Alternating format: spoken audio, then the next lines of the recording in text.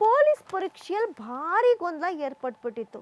ನಾವೀಗ ಆದಂಥ ಎಕ್ಸಾಮ್ಸ್ ವಿಚಾರವಾಗಿ ಅಕ್ರಮವಾಗಿ ಏನೆಲ್ಲ ನಡೀತು ಅದೇ ವಿಚಾರ ದೊಡ್ಡ ಮಟ್ಟದಲ್ಲಿ ಸದ್ದು ಸುದ್ದಿಯಾಗಿ ಕೊನೆಗೆ ರಾಜೀನಾಮೆ ಹಂತವನ್ನು ಕೂಡ ತಲುಪಬೇಕಾಯ್ತು. ಅಷ್ಟು ದೊಡ್ಡ ಮಟ್ಟದ ಹೋರಾಟ ಎಲ್ಲ ಆಯಿತು. ಇದೆಲ್ಲ ಆದಮೇಲೆ ನೋಡಿ ಪೊಲೀಸ್ ಪರೀಕ್ಷೆಯಲ್ಲಿ ಭಾರಿ ಗೊಂದಲ ಏರ್ಪಟ್ಟಿರೋದು. ಬಿಜೆಪಿಯ ಟೀಕೆಗೆ ಪ್ರಿಯಾಂಕ್ ಖರ್ಗೆ ಉತ್ತರ ಕೊಟ್ಟಿದ್ದಾರೆ.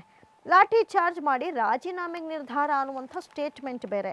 ನೋಡಿ, ಪೊಲೀಸ್ ನೇಮಕಾತಿ ಪರೀಕ್ಷೆಯಲ್ಲಿ ಯಾವುದೇ ಗೊಂದಲ ಆಗಿಲ್ಲ. ಹಾಗಾದರೆ ಸೋಷಿಯಲ್ ಮೀಡಿಯಾದಲ್ಲಿ ಹರಿದಾಡ್ತಾ ಇರೋದೇನು ಪ್ರಶ್ನೆ ಬರುತ್ತಲ್ಲ. ಸೋಷಿಯಲ್ ಮೀಡಿಯಾ ಓಪನ್ ಮಾಡಿದ್ರೆ ಸಾಕು, ಆದಂಥ ಅನ್ಯಾಯದ ಬಗ್ಗೆ ಪ್ರತಿಯೊಬ್ಬರು ಧ್ವನಿ ಎತ್ತಿದ್ದಾರೆ. ನೋಡಿ, ಇಲ್ಲಿ ಹೇಳ್ತಾ ಇರೋದು ಯಾವುದೇ ಗೊಂದಲವಾಗಿಲ್ಲ. ನನ್ನ ರಾಜೀನಾಮೆ ಕೇಳುವ ಆರ್ ಅಶೋಕ್ ಅವರು 25 ದಿನ ಉಪವಾಸ ಸತ್ಯಾಗ್ರಹ ಮಾಡಲಿ, ನಾವು ಲಾಠಿ ಚಾರ್ಜ್ ಮಾಡ್ತೀವಿ, ಆಮೇಲೆ ರಾಜೀನಾಮೆ ನೀಡಬೇಕಾ ಬೇಡವಾ ಅಂತ ತೀರ್ಮಾನ ಮಾಡ್ತೀವಿ ಅಂತ ಗೃಹ ಸಚಿವ ಪ್ರಿಯಾಂಕ್ ಖರ್ಗೆ ಹೇಳಿದ್ದಾರೆ. ಈಗ ಗೃಹ ಸಚಿವರಾಗಿ ಇಂಥ ಸ್ಟೇಟ್ಮೆಂಟ್ ಕೊಡೋದು ಎಷ್ಟರ ಮಟ್ಟಿಗೆ ಸರಿ ಅನ್ನೋಂಥ ಪ್ರಶ್ನೆಗಳು ಕೂಡ ಎದ್ದಿದೆ. ಇನ್ನು ಈಗ ಲೋಪವೇ ಆಗಿಲ್ಲ, ಏನು ಲೋಪ ಅಂತ ಬಿ ಜೆ ಪಿಯವ್ರು ತೋರಿಸ್ಕೊಡ್ಲಿ. ಯುವಜನರ ಬಗ್ಗೆ ಯಾವುದೇ ರಾಜಿ ಇಲ್ಲ, ಅವರ ಪರವಾಗಿ ಹಿಂದಿನಿಂದಲೂ ಕೆಲಸ ಮಾಡಿದ್ದೀವಿ, ಅವರ ಕರೆಗೆ ಹೋಗೊಟ್ಟು 72,000 ಹುದ್ದೆಗಳನ್ನು ಭರ್ತಿ ಮಾಡ್ತಿದ್ದೀವಿ.